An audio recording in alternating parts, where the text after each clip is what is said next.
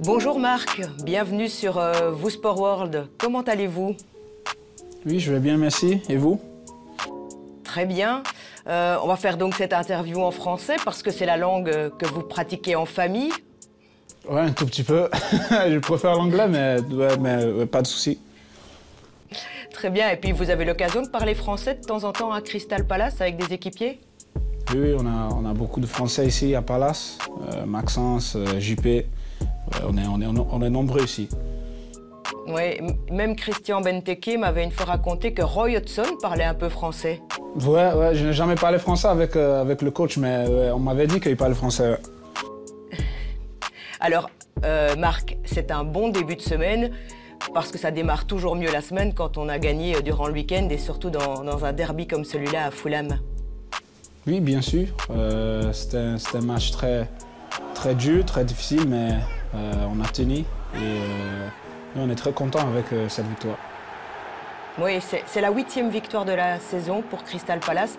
Donc vous arrivez, vous tendez vers un équilibre, hein, parce qu'il y a 9 partages cette saison, 9 défaites et donc désormais 8 victoires. Le but, c'est vraiment d'être de plus en plus dans le positif. Oui, bien sûr. On travaille beaucoup à l'entraînement et comme vous venez de le dire, c'est le but de continuer à gagner plusieurs matchs et avoir plusieurs victoires. C'est une saison qui a mis du temps à se lancer, hein. Il a fallu attendre fin octobre et la 9e journée, une victoire face à Tottenham pour que Palace connaisse sa première victoire. Comment expliquez-vous cette situation? Ça, je ne sais pas, mais on a pris du temps.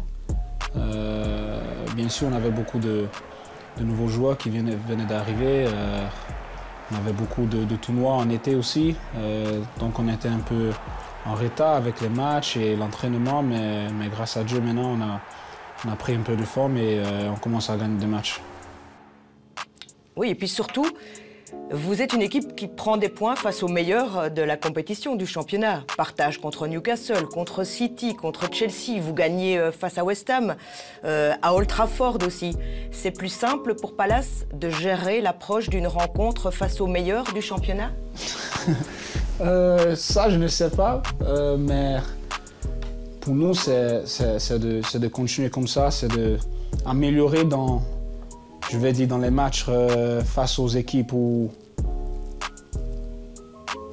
peut-être on va dire qu'on a besoin de gagner, mais pour nous, c'est de continuer comme ça et de continuer à avoir cet esprit de vivacité, de continuer à gagner les matchs. Vous portez quel regard sur votre saison, Marc? Vous la jugez comment?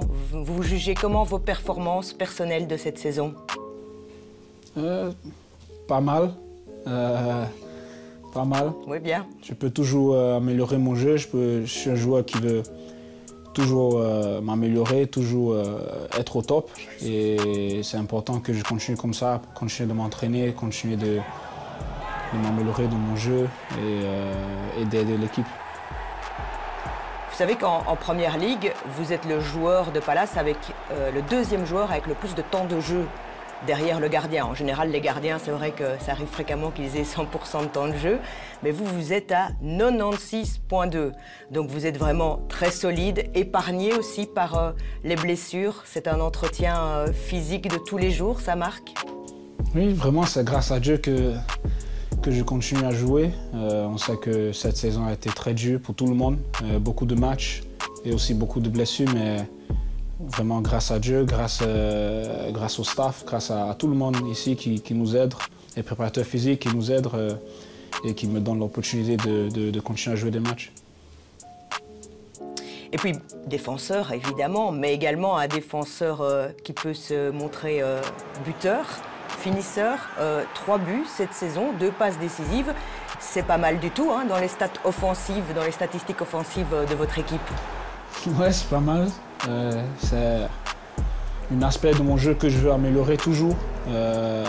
Pas seulement être défenseur, mais aussi aider l'équipe en attaque aussi. Et j'espère que ça continue.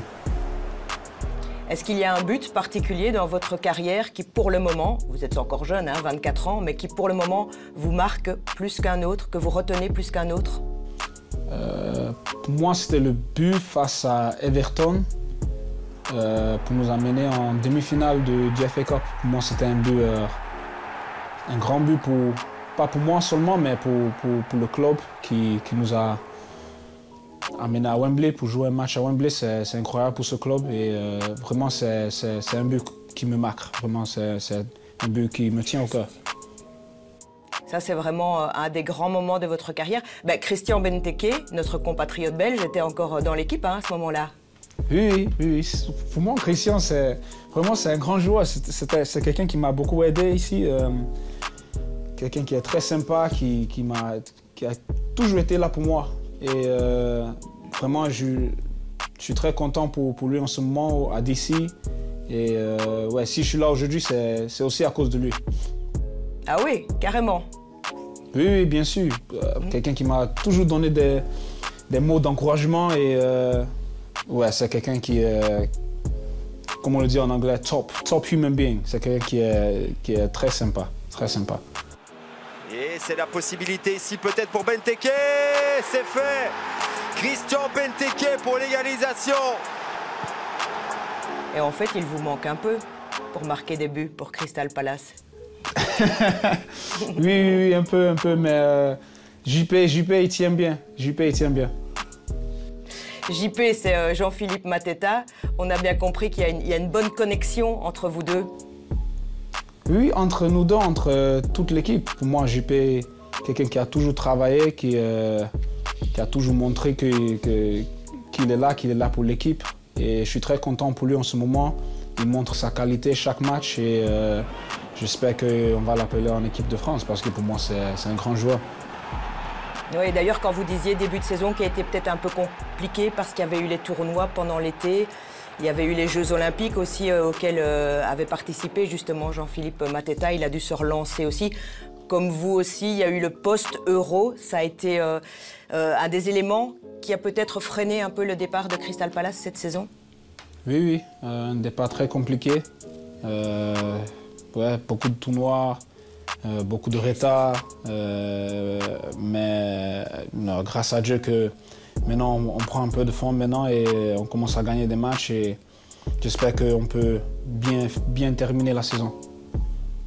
On parlait de cette finale de FA Cup à Wembley qui est un des meilleurs moments de votre carrière et puis être devenu international anglais, ça c'est aussi le plus bel accomplissement pour vous, pour le moment, Marc? Oui, peut-être.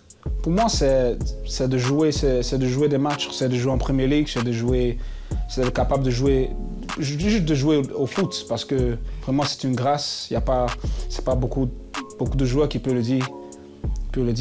Qui joue au foot en ce moment et qui a cette grâce de pouvoir jouer. Donc pour moi, c'est juste de jouer au foot, ça me donne du plaisir. Alors, il y a des grandes ambitions aussi pour la sélection anglaise, avec l'arrivée maintenant de Thomas Tuchel. C'est juste, en général, contre la Belgique, c'est toujours un peu plus compliqué, hein? Ouais, la Belgique, ils ont eu beaucoup de bons joueurs, ça c'est sûr. Mais avec l'arrivée d'un entraîneur, c'est quelque chose de nouveau. Et j'espère qu'on peut, dans le futur, gagner des trophées. Tiens, puisqu'on parle des entraîneurs, des managers, qu'est-ce que Oliver Glasner a apporté à Crystal Palace? Ouais, l'entraîneur en ce moment, il a mené beaucoup au club. Je pense surtout avec beaucoup de joueurs, il a beaucoup amélioré le jeu de certains joueurs, beaucoup amélioré le jeu des individus. Et vraiment, c'est un grand entraîneur, grand coach, grand entraîneur. Quelles vont être les ambitions, Marc, de Crystal Palace d'ici à la fin de cette saison? Gagner des matchs. Gagner beaucoup de matchs. Et la FA Cup aussi dans un coin de la tête? Oui. On ne sait jamais dans la FA Cup, mais c'est toujours de gagner des matchs. On rentre dans chaque match pour essayer de gagner, de faire le mieux ce qu'on peut. Et bien sûr, ça arrête bien d'amener les fans à Wembley aussi. Mais vraiment, c'est de gagner des matchs. Et parmi ces matchs, pour s'en inspirer, est-ce qu'il y en a un? S'il faut penser à un des matchs de Palace cette saison, c'est lequel, comme on dit traditionnellement, le match peut être référence? Ça, je ne sais pas. Peut-être celui de Manchester, à Old Trafford. Comme on vient de le dire, c'est vraiment un grand match pour gagner là-bas. C'est très dur, c'est très difficile, mais on a bien joué, on a bien défendu et on a bien pris nos buts. Alors demain, rencontre face à Aston Villa. Là aussi, il y a des joueurs belges que vous connaissez certainement. Oui, bien sûr, ils sont pas tous les Belges. Hein. Ils sont partout, oui.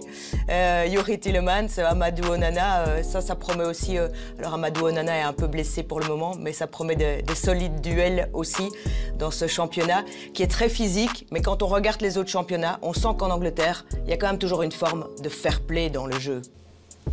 Oui, bien sûr, bien sûr. Comme vous venez de le dire, que c'est un championnat très physique et très dur. Chaque match est très dur. Et on ne sait jamais qui va gagner, mais Aston Villa, c'est vraiment une bonne équipe avec des bons joueurs. L'entraîneur est très fort aussi, donc c'est important de rester concentré pendant le match. Merci Marc, on vous souhaite le meilleur pour la suite de cette saison. Et très honoré d'avoir interviewé un international anglais, solide défenseur de Crystal Palace. Non, merci beaucoup, merci beaucoup. Désolé pour le français, je n'ai pas tout le vocabulaire en français, mais merci beaucoup. Merci beaucoup, je peux bien pratiquer maintenant. Voilà, c'était très bien comme cela. Je vous remercie Marc. Passez merci beaucoup, une belle journée. Merci à vous. Merci.